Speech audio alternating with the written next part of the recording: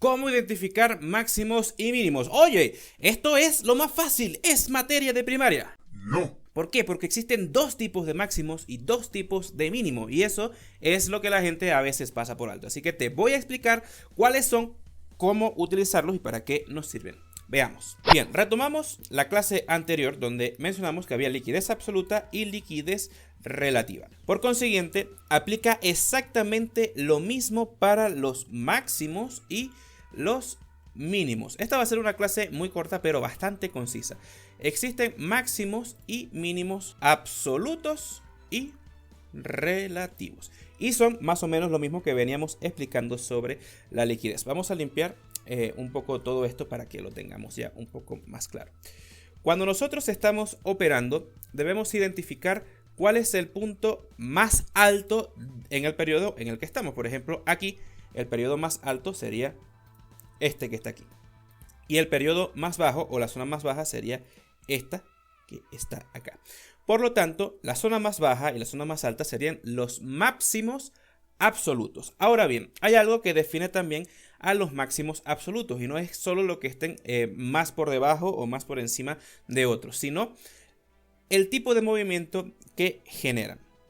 Pero para comprenderlo debemos hablar un poco sobre los máximos y los mínimos relativos, que no son que otra cosa que aquellos que se encuentran dentro de un movimiento principal.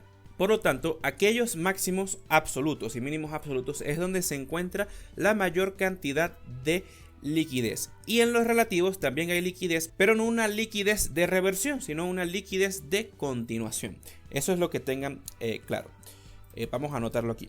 Liquidez absoluta genera reversión y la liquidez relativa genera continuación. Y para que sea un poco más fácil de entender, vamos a ver el ejemplo con la operación que yo tomé esta mañana. Aunque no hemos estado hablando de estrategias, vamos a entenderlo un poco mejor así.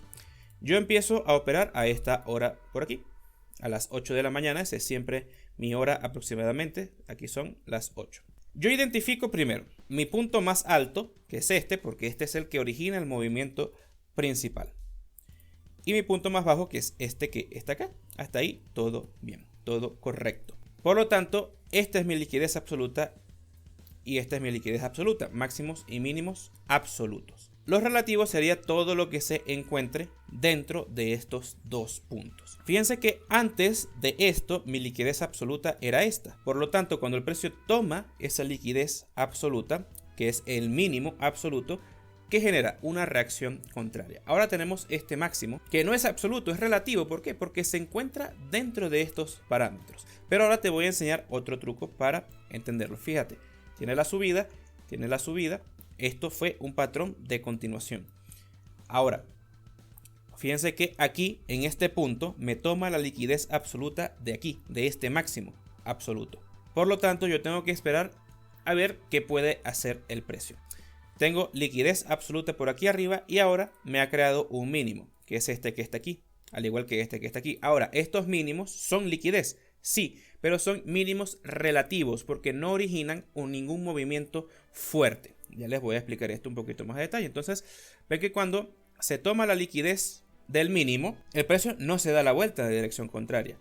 Quizás pueda tener un pequeño retroceso, pero es un retroceso para tomar más fuerza para caer.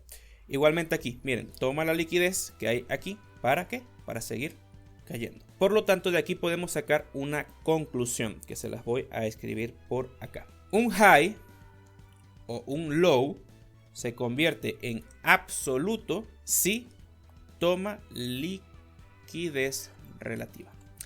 ¿Esto qué significa? Que si tú tienes un high o un low que genera un movimiento y ese movimiento te rompe una estructura, es decir, te rompe un mínimo, eso se considera ahora un máximo o mínimo absoluto. Por ejemplo, este máximo de acá al principio era relativo, pero una vez que genera todo este movimiento que te rompe esta liquidez relativa, entonces esto se convierte en un máximo absoluto. Es donde está la mayor concentración de liquidez porque fue lo que generó el movimiento principal. Pero para comprender esto a más detalle necesitas entender un par de conceptos que son esenciales en el trading, que son el BOS y el shock, que son cómo los vamos a utilizar. Suscríbete porque te lo explico en el próximo video.